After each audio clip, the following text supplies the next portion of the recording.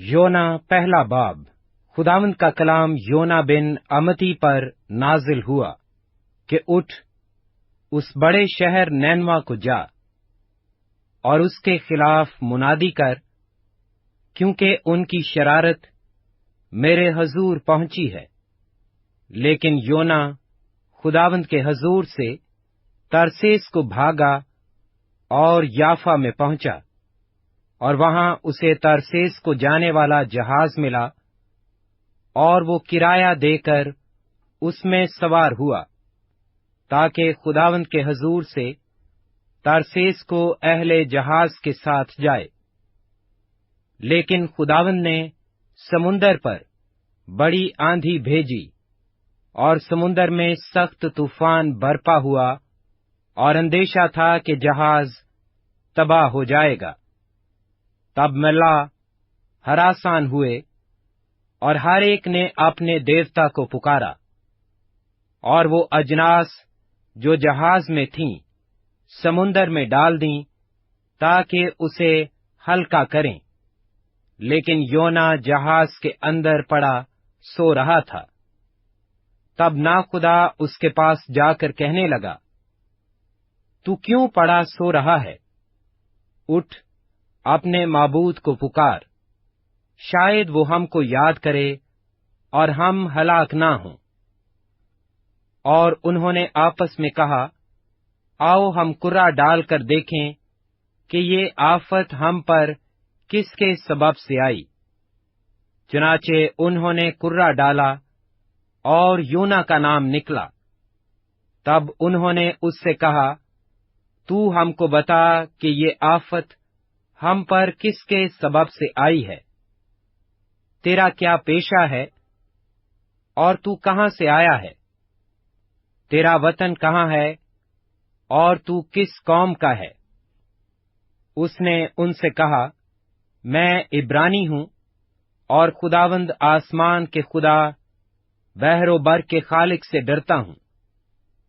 तब वो खौफजदा होकर उससे कहने लगे, तूने ये क्या किया? क्योंकि उनको मालूम था कि वो खुदावंद के हजूर से भागा है, इसलिए कि उसने खुद उनसे कहा था।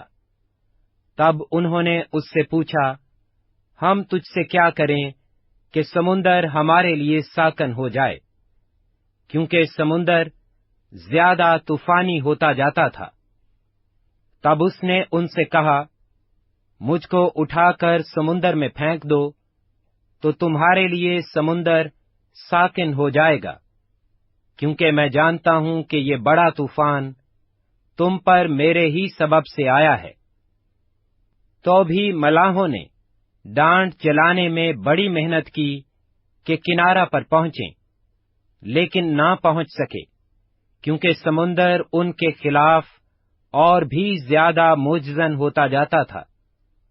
तब उन्होंने खुदावंद के हजूर गिड़गिड़ा कर कहा, ऐ खुदावंद, हम तेरी मिन्नत करते हैं कि हम इस आदमी की जान के सबब से हलाक ना हों, और तू खूने नाहक को हमारी गर्दन पर ना डाले, क्योंकि ऐ खुदावंद, तूने जो चाहा सो किया।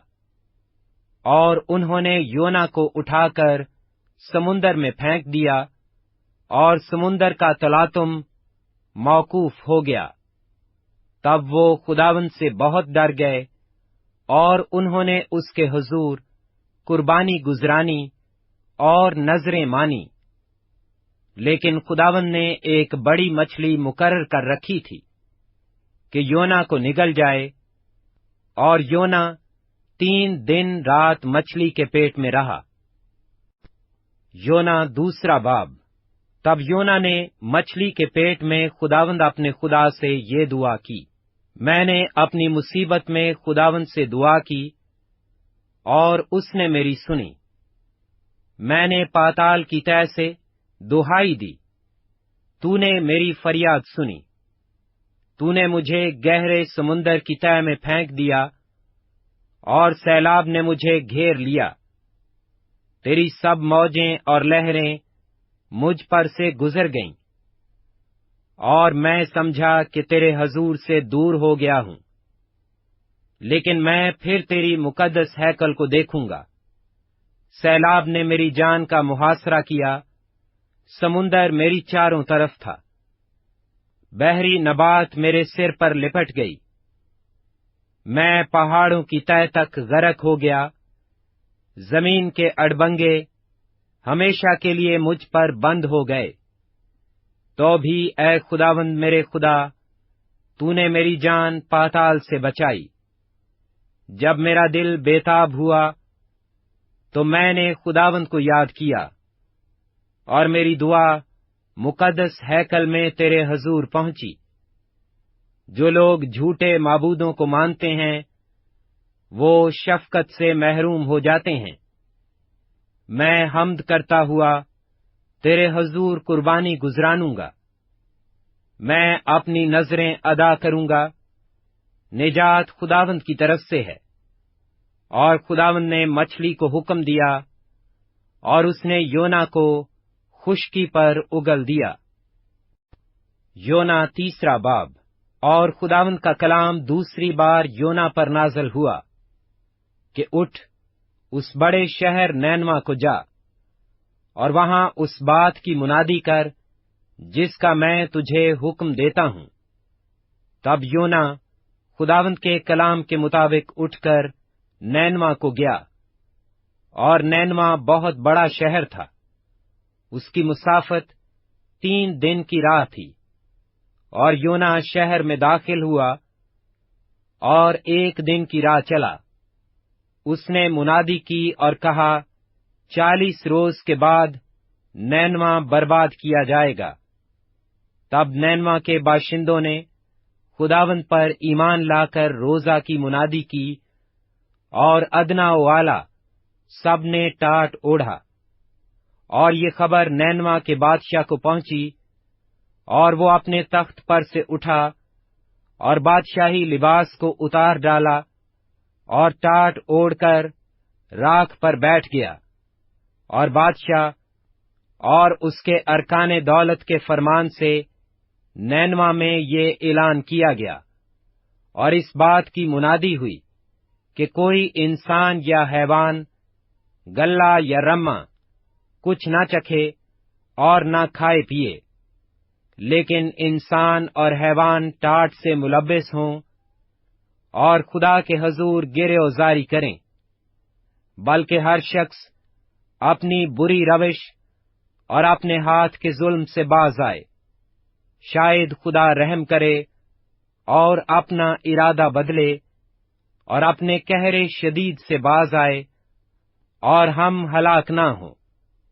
जब खुदा ने उनकी ये हालत देखी कि वो अपनी अपनी बुरी रविश से बाज आए, तो वो उस अजाब से जो वो उसने उन पर नाज़िल करने को था बाज आया, और उसे नाज़िल ना किया।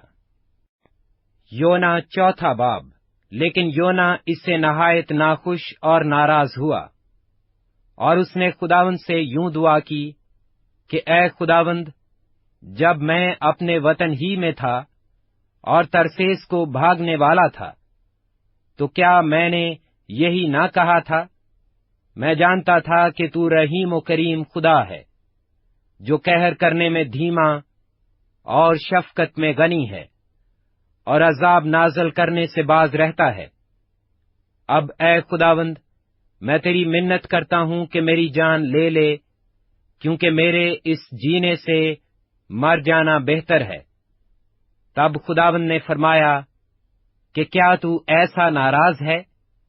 और योना शहर से बाहर मशरिक की तरफ जा बैठा, और वहां अपने लिए एक छप्पर बनाकर उसके साया में बैठ रहा कि देखे शहर का क्या हाल होता है।